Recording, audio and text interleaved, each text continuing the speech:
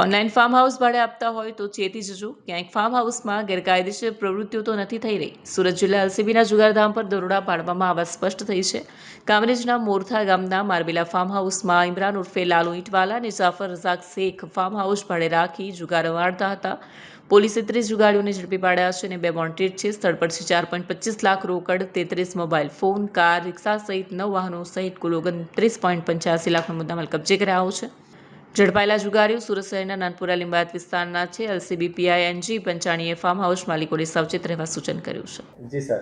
Range IGP Shri Surat વિભાગ સુરત તથા police અધિક્ષક શ્રી સુરત રૂરલ નાઓએ વિસ્તારમાં ચાલતી પ્રોહિબિશન તથા જુગારની પ્રવૃત્તિઓ સદંતર નાબૂદ કરવા માટે આપેલ સૂચના અનુસંધાને સુરત રૂરલ એલસીબી તથા પેરોલ ફોલોની ટીમ અલગ અલગ ટીમો બનાવી નાઇટ પેટ્રોલિંગમાં હતી। તે દરમિયાન તાબાના માણસોને માહિતી મળેલ કે મોરથાણા ગામની સીમમાં આવેલ મારબેલા ફાર્મ હાઉસ ખાતે બહારથી આવેલા ઈસમો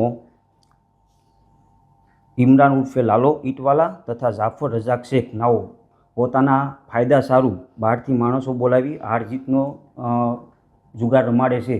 જે અનુસંધાને સદર સ્થળ પર અમારી ટીમ રેડ કરવા જતાં 30 ઈસમો સ્થળ પર પકડાઈ ગયેલ, જેઓની અંગ ઝડપી દરમિયાન 4,25,600 રોકડ રૂપિયા મળી આવેલ તથા અન્ય મોબાઈલ અને વાહનો અન્ય મુદ્દામાલ કુલ રૂપિયા 29,85,600નો મુદ્દામાલ મળી આવેલ, જેમાં 2 આરોપીને વોન્ટેડ જાહેર કરવામાં આવેલ છે અને આ અંગેની વધુ તપાસ કિમ પોસ્ટને સોંપવામાં આવેલ છે।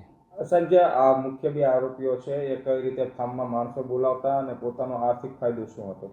આ જે 2 આરોપીઓ જે છે તે પોતાના ફાયદા માટેથી ઓનલાઈન ફાર્મ બુક કરતા હતા અને બુક કરીને બહારથી માણસો બોલાવી અને પોતાના હારજીતમાં ફાયદા સારું ત્યાં જુગાર રમાડતા હતા।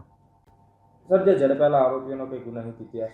આ 30 પૈકી 2 આરોપી, જેમાંથી એક શાહબાજ શહીદ ખાન પઠાણ, જેઓ વિરુદ્ધ અઠવાલાઈન પોસ્ટે ખાતે એક જુગારધારાનો ગુનો દાખલ થયેલ છે તથા ઇરફાન ઇકબાલ રાજ, જેઓને વિરુદ્ધ લિંબાયત ખાતે 3 જુગારના ગુના તથા ખડોદરા ખાતે 1 જુગારનો ગુનો દાખલ થયેલ છે।